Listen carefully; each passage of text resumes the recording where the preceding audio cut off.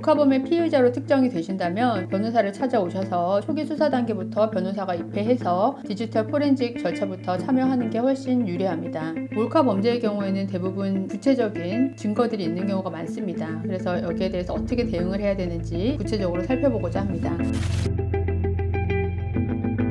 안녕하세요. 최윤경 변호사입니다. 오늘은 몰카 범죄에 대해서 알아볼 건데요. 카메라 촬영죄는 처벌 범위가 매우 큰데요. 가슴이 노출되거나 구체적인 신체 부위가 노출되지 않아도 옷을 입고 있더라도 그 사람의 성적 수치심을 느낄 수 있는 부위거나 아니면 다른 사람의 성적 욕망을 느낄 수 있는 부위라면 몰카 범죄가 성립할 수 있습니다. 제가 판례를 하나 소개시켜 드리려고 하는데요. 일명 레깅스 판례에서 그 피해자는 버스에서 내리려고 기다리고 있었고 가해자가 뒤에서 8초 정도 피해자의 엉덩이 부분을 촬영한 사건이었습니다. 여기서 피해자는 다소 헐렁한 상의와 발목까지 내려오는 레깅스를 입고 있었습니다. 이 사안에서 1심에서는 유죄를 선고했는데 항소심에서 무죄를 선고했었습니다. 그래서 대법원까지 가게 됐었는데요. 대법원에서는 이 사건에 대해서 유죄를 선고하면서 아래와 같이 판단하였습니다. 개성이나 표현 등을 위해서 공개된 장소에서 신체를 노출해도 이를 몰래 촬영하면 연속 재생, 확대 등 변형, 전파 가능성 등으로 성적 수치심을 유발하는 범죄가 될 수 있다고 설명했습니다. 그러니까 내가 입는 것은 자유지만 누군가에게 찍혀서 확대, 전파될 수 있기 때문에 이거는 다 성적 수치심을 느낄 수 있는 부분이라고 말을 했고, 성적 자유에 대해서 개념을 설명하면서 원치 않는 성행위를 하지 않을 자유 이렇게 작게 해석하지 않고 여기서부터 자기 의사에 반해 성적 대상화가 되지 않을 자유를 확대해서 해석하는 것으로 처음으로 명시했습니다. 그래서 레깅스가 일상복으로 활용된다는 게 무죄의 근거가 될 수는 없고 몰카 성범죄의 대상이 반드시 노출된 신체에 한정되는 것은 아니다 라고 판단했습니다. 그리고 대법원 판결은 성적 수치심에 대한 해석도 달랐는데요. 피해자가 당시 경찰 조사에서 성적 수치심이라는 말을 굳이 표현하지 않았던 것 같아요. 그래서 기분이 더럽다 이 정도로 진술했는데 항소심에서는 이것을 성적 수치심으로 보기 어렵다고 판단했었는데 대법원에서는 성적 수치심의 범위를 넓게 보고 성적 수치심에는 여러 가지 감정이 포함될 수 있어 피해자가 느낀 분노와 공포, 모욕감 등 다양한 감정을 고려해야 된다 이렇게 설시했습니다. 카처할 범죄가 꼭 가슴이나 이런 데만 촬영한다고 해서 되는 건 아니고요. 제가 적용 법조를 좀 설명드리려고 하는데 성폭력 범죄의 처벌 등에 관한 특례법 제14조를 보면 카메라나 그 밖에 이와 유사한 기능을 갖춘 기계장치를 이용하여 성적 욕망 또는 수치심을 유발할 수 있는 사람의 신체를 촬영 대상자의 의사에 반하여 촬영한 자는 7년 이하의 징역 또는 5천만 원 이하의 벌금에 처하도록 되어 있습니다. 14조 2항에 보시면 위 촬영물 또는 복제물을 반포, 판매, 임대, 제공하는 것도 처벌을 하고 처음에 촬영할 때는 촬영 대상자 의사에 반하지 아니한 경우에도 촬영물 또는 복제물을 촬영 대상자 의사에 반하여 반포하는 것도 같은 법정형인 7년 이하의 징역 또는 5천만 원 이하의 벌금에 처하고 있습니다. 몰카 범죄의 경우에는 초기 수사 단계부터 변호사와 협조해서 수사 범위를 좀 축소하는 게 중요합니다. 사실 이제 몰카 범행이 드러나게 되는 경우는 보통은 지하철이나 이런 데서 카메라를 이용해서 피해자를 한번 찍었어요. 그러면 그게 지하철 수사대나 경찰에 의해서 발각이 돼가지고 그 핸드폰을 압수해 갑니다. 그래서 이미 제출하거나 그래서 그 핸드폰을 보면 여러 장의 사진이 있을 경우가 있어요. 근데 한 사진당 하나의 범죄 사실이 되는 것이기 때문에 어느 정도의 사진이 범죄 사실로 특정되는지가 매우 중요합니다. 그래서 디지털 포렌식을 통해서 그 사진을 추출하게 되는데 이때 변호사가 같이 동석을 해서 이 사진은 성적 수치심을 느낄 만한 사진이 아니다 라고 해서 빼던가 아니면 이 사진은 연사이기 때문에 같은 사진이라고 볼 수 있다 라고 해서 빼던가 해서 이 촬영물의 대상을 축소하는 게 매우 중요해요. 왜냐하면 공소장에는 촬영물 자체에 들어가는 게 아니라 파일명으로 들어가는 거고 촬영물이 뭐 10개인지 뭐 20개인지 100개인지에 따라서 처벌 수위가 달라지기 때문에 디지털 포렌식 때 사진을 추출하는 거고 추출을 하는 사진이 어느 정도인지가 매우 중요하다고 할 것입니다. 또 만약에 혐의가 인정되는 경우에는 1회에 한해서 기소유예 처분을 받을 수 있는데요. 저번에 말씀드린 것과 같이 기소유예 처분이랑 죄가 인정됨에도 불구하고 여러 가지 사정을 고려해서 기소하지 않는다는 불기소 처분 중의 일종입니다. 기소유예 처분을 받으려면 먼저 피해자와 합의가 중요하고 재범 노력 방지를 보여주기 위해서 사회봉사나 심리치료 프로그램 참여, 재범 예방 교육 등을 자발적인 선도 조치를 하는 게 중요합니다. 근데 사실 몰카 범행에 이루어진 이제 사진을 보면 그 사진은 피해자가 누구인지 특정하기 어려운 경우가 많아요. 그럴 경우에는 합의는 이제 할 수 없는 경우가 많아서 이렇게 여러 가지 선도를 위한 노력을 자기가 했다는 것을 보여주는 게 중요하다고 하겠죠.